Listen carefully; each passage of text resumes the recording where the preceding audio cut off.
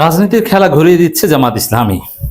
BNP জামাত একটা understanding আছে, এই সমঝোতার মধ্যে জামাত একটু বেঁকে বসেছে এবং বিএনপিকে একটা কঠিন চাপ দিচ্ছে। এই সুযোগে গণভোটের রায় বাস্তবায়ন করতে বাধ্য করবে বিএনপিকে জামাত ইসলামী। পরিস্থিতি সেদিকেই যাচ্ছে। দর্শক, আমি আগেই বলেছি যে জামাত বিএনপির ঘাড়ে নিঃশ্বাস ফেলছে, একদম সংসদ ভবন পর্যন্ত আন্দোলন চলে গেছে। হঠাৎ করে একদিন সংসদ ভবনের সামনে বসে পড়ে, সংসদ ভবন ঘেরাও দিলেই কেল্লা ফতে। তো দর্শক, এটা কিন্তু জটিল পরিস্থিতির আলামত বহন করে।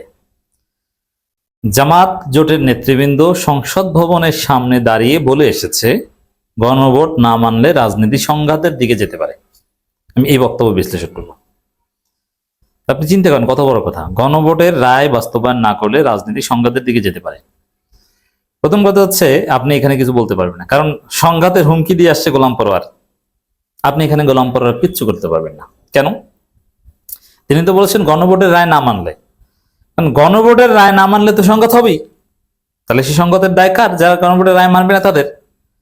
এখানে অন্য কোনো কারণে যদি গোলাম পরোয়ার বলতেন যে সংঘাতের পরিস্থিতি সৃষ্টি, সংঘাতের দিকে যেতে পারে, এটা আপনি যেভাবেই বলেন না কেন, এটা গোলাম পরোয়ার একটা হুমকি।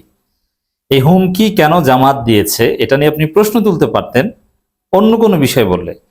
যেহেতু গণভোটের রায়ের ক্ষেত্রে বলেছে, আপনার কোনো প্রশ্ন তোলার সুযোগ নেই।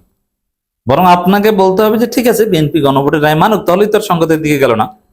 আর গণভোটের রায় মানবে না কেন? গণভোটে বিএনপি রাজি হয়েছিল। তারেক রহমান নিজে গণভোটে হা ভোট দিতে বলেছেন, 70% মানুষ হা ভোট দিয়েছে, সেটা আপনি মানবেন না? তাহলে আপনি কি? আপনার তো ক্ষমতায় থাকারই অধিকার নেই। বরং জামাত ইজ ভেরি সিরিয়াস দ্যাট গণভোটের রায় মানা না মানা এটা হয়তো বা রেড লাইন।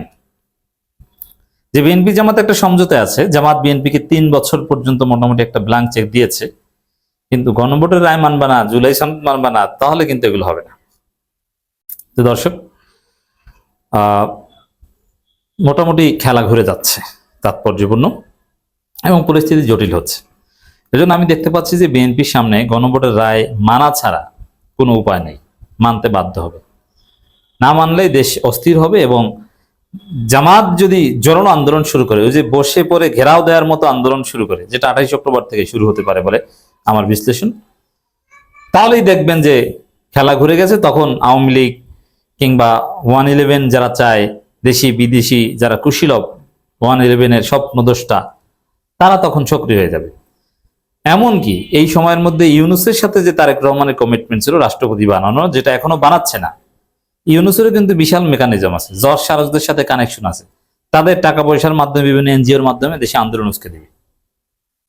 তো বিএনপি এমন বহুমুখী জটিল পরিস্থিতিতে পড়বে, সেই পরিস্থিতি সামাল দিতে বিএনপি পারবে না। এজন্যই পরিস্থিতি জটিল হচ্ছে, কথা বলছি। আমরা দেখি গোলাম পরোয়ার বা জামাতের নেতৃবৃন্দ কি বলেছে, লাইন বাই লাইন একটু বিশ্লেষণ করা জরুরি, যেহেতু একটা ভয়াবহ হুমকি এবং হুমকি ভ্যালিড হুমকি।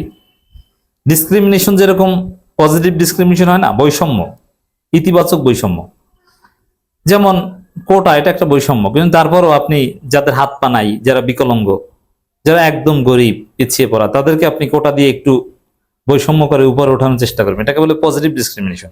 এজন্য পজিটিভ হুমকি, এরকম পজিটিভ হুমকি হচ্ছে গণভোটের রায় বাস্তবায়ন না করলে তো গণতন্ত্রই থাকে না, তো সেখানে বড় হুমকি দেওয়া ভালো। গণভোটে অনুমোদিত জুলাই জাতীয় সনদ বাস্তবায়ন আদেশ অনুযায়ী অবিলম্বে সংবিধান সংস্কার পরিষদ গঠনের দাবি জানিয়েছে জামাত ইসলামের নেতৃত্বাধীন 11 দলীয় ঐক্য। তো এই জায়গায় কিন্তু বিএনপি কিছুতেই রাজি না। বিএনপি চায় সংবিধান সংশোধন কমিটি, আর জামাত চায় সংবিধান সংস্কার। সংবিধান সংস্কার এতেই বিএনপি রাজি হয়েছিল, এখানে এটার উপরই গণভোট হয়েছে, অতএব এটা অস্বীকার করার কোনো সুযোগ নেই।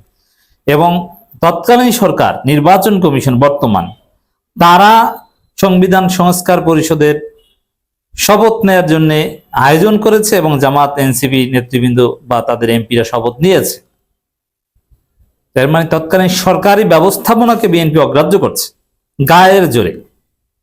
তা এই জায়গায় তো জামাত আঙ্গুল চুষবে না, হুমকি তো দেবেই এবং ঘাড়ে নিঃশ্বাস তো ফেলবেই। এখন সংসদ ভবনের সামনে চলে গেছে, এতে বেশি কিছু লাগবে না। আমি যে কথাটা বারবার বলি, বেশি কিছু লাগবে না। সংসদ ভবন তো এমপিদের এলাকা, তাদের তো বাসভবন।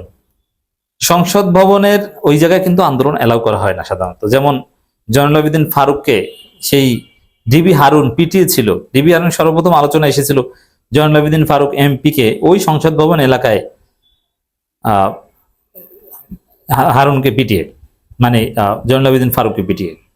তারপরে প্রমোশন পেতে পেতে গাজীপুরের এসপি, অনেক বড় কিছু হয়েছে। এক পর্যায়ে আওয়ামী লীগ এরকম যদি 41 সাল পর্যন্ত ক্ষমতায় থাকতো তাহলে ওই সেই ডিবি হারুন পুলিশের আইজিপি হতো। তো দর্শক,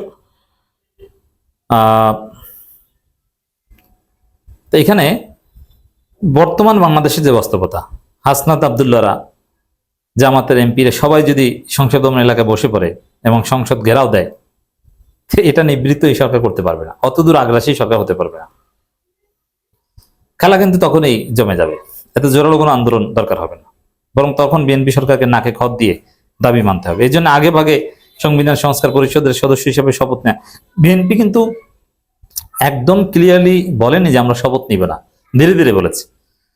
প্রথমে বলেছে যে শপথ নিব কি নিব না এটা পরে দেখা যাবে, কারণ শপথ নেওয়ার পথ তৈরি করতে আরো কিছু সংস্কার সংশোধনী দরকার আছে, পার্লামেন্ট বসুক।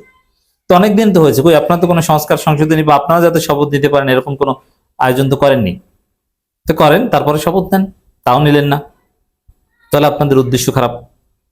এরপরে শেষে এসে বলছেন না সংস্কার না, এখন সংশোধন, মানে আপনারা শপথই নেবেন না। তো এই জায়গায় জামাতের হুমকি ঠিক আছে, এবং আরো জোরালো হুমকি দিতে হবে।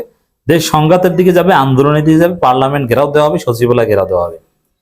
হাসনাত আবদুল্লাহরা বসে পড়বেন, এমপিরা নাহিদ ইসলামরা বসে পড়বেন, সংসদের ভেতর থেকে মিছিল বের হবে, আপনি দাবি মানতে বাধ্য। এই সংবিধান সংস্কার পরিষদের আয়োজন করতে হবে, এটা হচ্ছে মূল কথা, মূল পয়েন্ট। 13 নভেম্বর জুলাই জাতীয় সনদ সংবিধান সংস্কার বাস্তবায়ন আদেশ জারি করেন রাষ্ট্রপতি মোহাম্মদ শাহাবুদ্দিন। আদেশ অনুযায়ী গণভোট আদেশ জারি করা হয়। 12 ফেব্রুয়ারি নির্বাচনের দিন গণভোট হয়, তাতে প্রায় 69% ভোটে আদেশ এবং সংবিধান সংস্কারের 48টি প্রস্তাব অনুমোদিত হয়। আদেশ অনুযায়ী হা ভোট জয়ী হলে 1 মাসের মধ্যে সংবিধান সংস্কার পরিষদের বৈঠক হবে। জামাত, এনসিপি সহ বিরোধী দলীয় জোটের এমপিরা পরিষদের সদস্য হিসেবে শপথ নিলেও বিএনপি জোটের এবং স্বতন্ত্র এমপিরা শপথ নেননি। বিএনপি বলছে সংবিধান না থাকায় তারা পরিষদের শপথ নেবেন না। এখন তো আছে, এখন তো সব ঠিকঠাক আছে, এখন নেন, এতদিন হয়ে গেল। না, এর মানে এটা দুর্বিসন্ধি, চালাকি এবং বাটপারি। এই দুর্বিসন্ধি, চালাকি, বাটপারির বিরুদ্ধে জামাতকে কঠোর হতে হবে। জামাত জোট সংবিধান সংস্কার পরিষদের বৈঠক আহ্বান এবং জুলাই সনদ হুবহু বাস্তবায়নের দাবি জানিয়েছে। এ দাবি সহ জুলাই গণহত্যার বিচারে ইত্যাদি ইত্যাদি আরো অনেক। গোলাম পরোয়ার বলেন এটা একটা সংকট, এই গণভোটের রায় বাস্তবায়ন হলেই এই সংকট থাকবে না। স্পিকারের উদ্দেশ্য আহ্বান জানিয়েছেন যে স্পিকার আপনি ব্যবস্থা নেন।